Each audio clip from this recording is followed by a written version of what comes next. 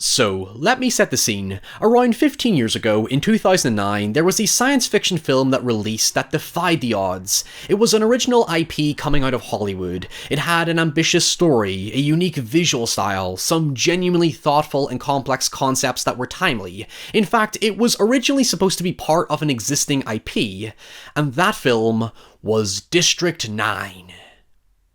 But there was also Pandorum. Pandorum is a 2009 sci-fi horror that released just a month after District 9 became a surprise hit at the box office, and by comparison was a critical and commercial failure that disappeared into the void before anyone could notice. In many ways, it was a film that screamed cult following because it was just frankly too weird and ambitious for a mainstream market at the time, similar to another sci-fi horror called Splice, which released 4 months prior to positive reviews, albeit was also a dud at the box office. In fact, you could stretch the argument to say both these films could have potentially achieved a bigger niche in today's climate, assuming they could be made for a fraction of their $30+ million budgets. Pandorum has eluded me ever since I first saw it about half my lifetime ago, and because I honestly didn't really understand the plot when I originally saw it, I've always wanted to revisit it to see how my older self might appreciate it, and well, truth be told, I still don't fully understand it, but we're going to talk about it anyway.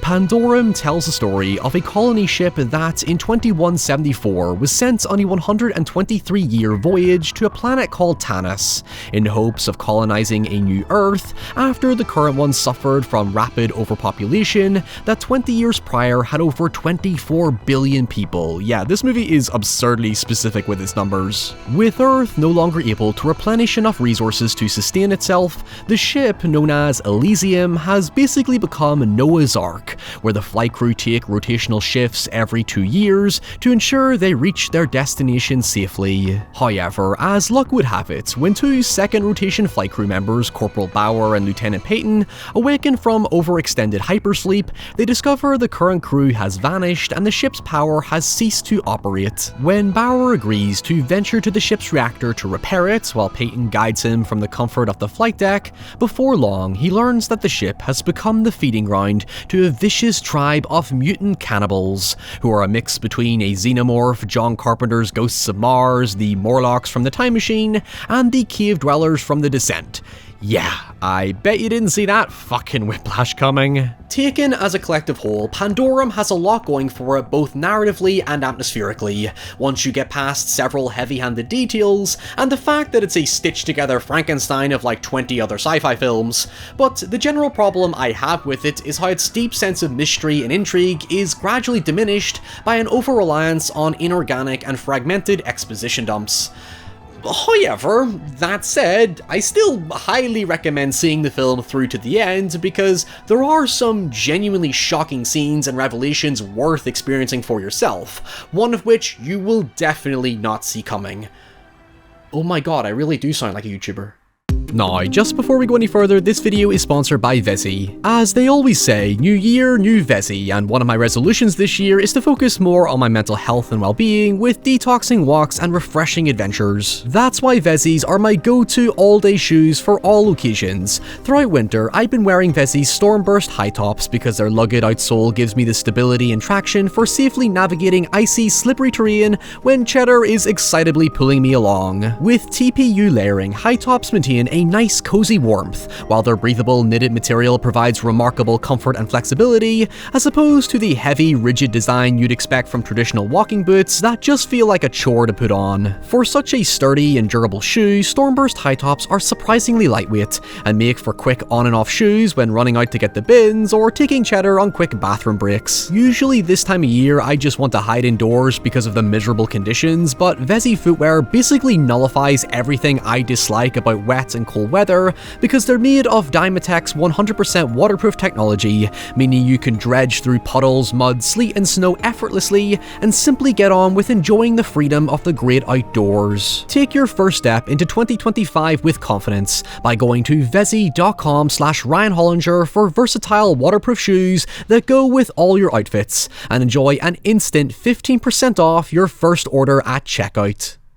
After watching the film 3 times to wrap my head around some specifics, I feel the film could have benefited from a tighter, more simplified script to remove some of its unnecessary bloats and crypticness, because while there are times it definitely feels appropriate when it bleeds into cosmic horror territory, it just feels like it trips over itself trying to make sense of absolutely everything. When you strip it back to its core thesis, it's basically a story about madness and isolation in the empty vacuum of space, but then again, it's also about how a barbaric culture of primitive tribalism forms from the surviving remnants of a collapsing society trapped in figurative and literal stasis, with no order or control, to the point it also figuratively and literally cannibalizes itself. So one could say it also ironically bites off more than it can chew. Now, I would love to compare it to every sci-fi film I can, from the slow, somber claustrophobia of Alien all the way to the psychologically existential themes of Solaris, but the biggest elephant in the room, I'm sure many people have already commented on,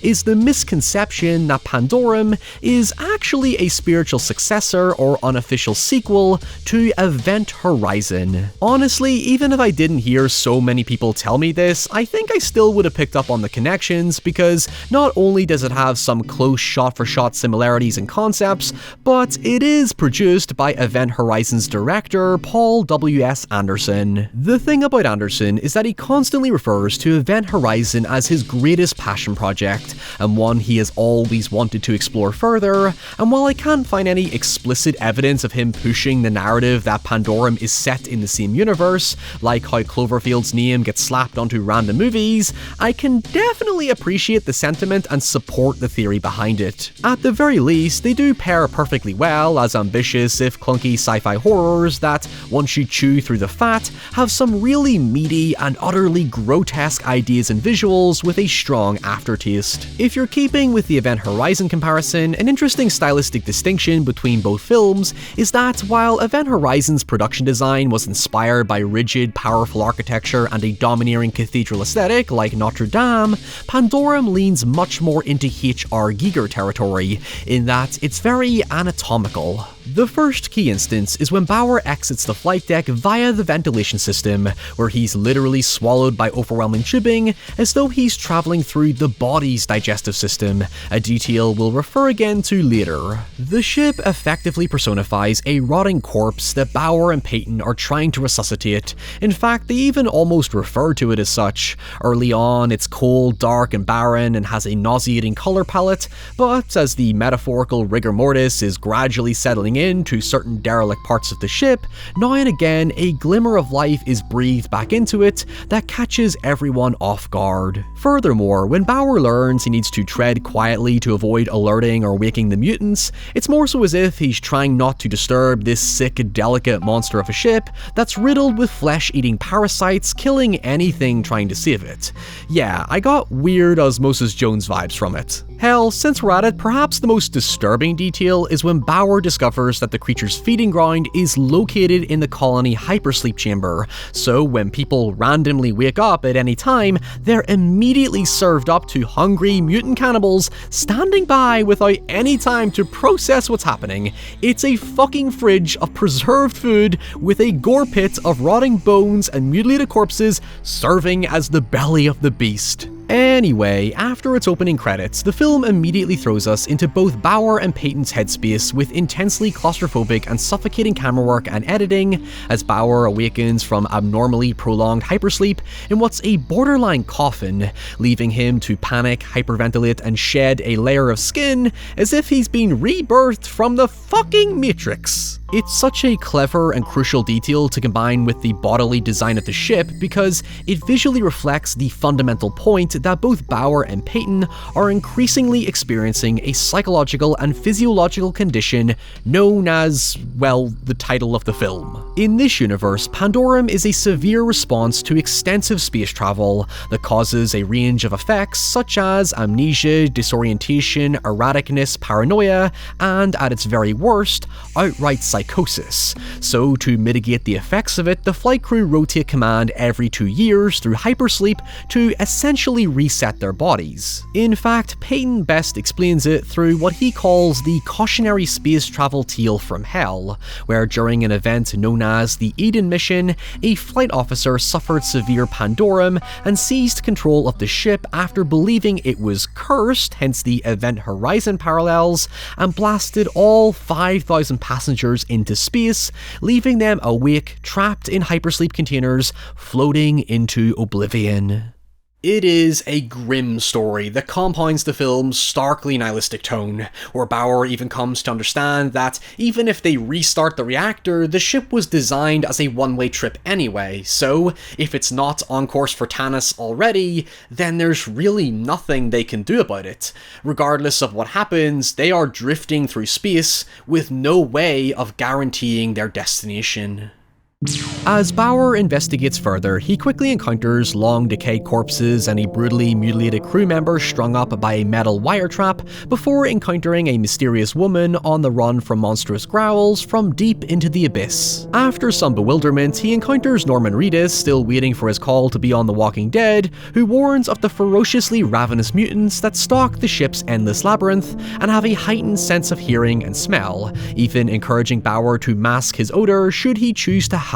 However, while the premise of being relentlessly chased by hungry mutants wears thin pretty quickly, what kept my attention was Ben Foster's timidly anxious performance, which helps ground the sort of Mad Max hunter-gatherer madness around the ship. Personal stakes begin to arise when Bauer slowly recovers memories of his past, in which he recalls his wife possibly being aboard, thus begins searching for her as a secondary motive to fixing the ship. His ongoing relationship with Dennis Quaid's Peyton does give it that father-son dynamic where Peyton does try to ease Bauer through the stresses of his perilous journey, but of course, Peyton soon gets into a conflict of his own. By the way, let me just take a quick moment to point out my own conflict. I'm trying to Americanize the word Peyton, but in my accent I would say Peyton, so just go with whatever way I say it. It's going to be inconsistent throughout this entire video. You know what, now that I say that, we're over halfway through this video, so if you haven't left because of how annoying my accent is and you're still here, I love you. Thank you. Let's move on. So, halfway into the story, Peyton discovers a man being, once again, figuratively and literally,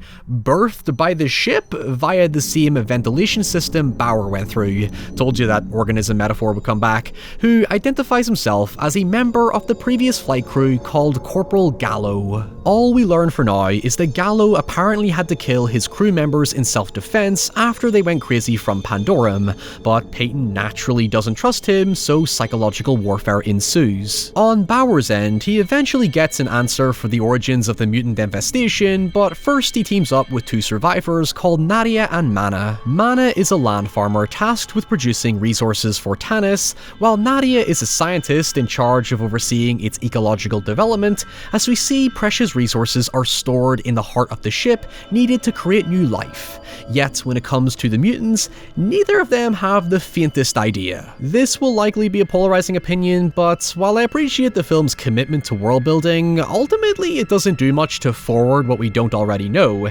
It feels superfluous to fixate on the particulars of the ship when it's already conveyed most of that information visually or in the opening title cards. By this point, all I really want to know is how the ship got into the situation it's in, because the condition of Pandorum can only explain so much. The environmental details suggest the mutant situation has been going on for many, many years, to the point even a genetic scientist has resorted to primitive survivalism. I don't want to nitpick it too much, but there is a lot of detail in here that just doesn't add up the more I think about it, like how Nadia can openly explain every facet of the ship, yet she and Mana run around like humans from Planet of the Apes or the Time Machine, where they've seemingly regressed into hunter-gatherer type mammals unfamiliar with certain technology. I mean, how far disconnected from your old life do you need to be before you take on those characteristics? I understand they have amnesia from Pandorum, but there is a jarring dissonance between how they behave in relation to what they seem to know. I respect that the premise is that they've had to adapt to life on a darkened, desolate ship while constantly being hunted by mutants who have regressed to even more primal behaviors, but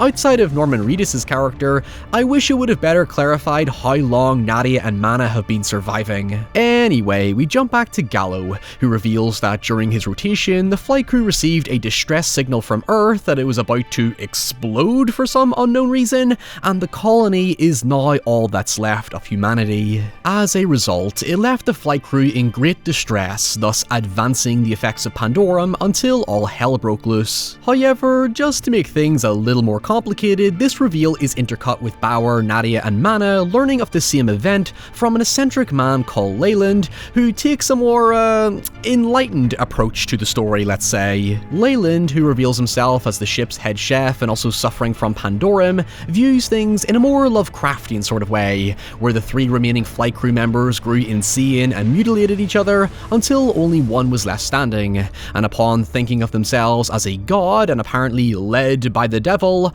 awakened a number of passengers and trapped them in a cargo hold, causing them to go insane from increased Pandorum and turn cannibalistic, while the flight crew member returned to their slumber. Who is the flight crew member, you ask? Well, obviously it's Gallo.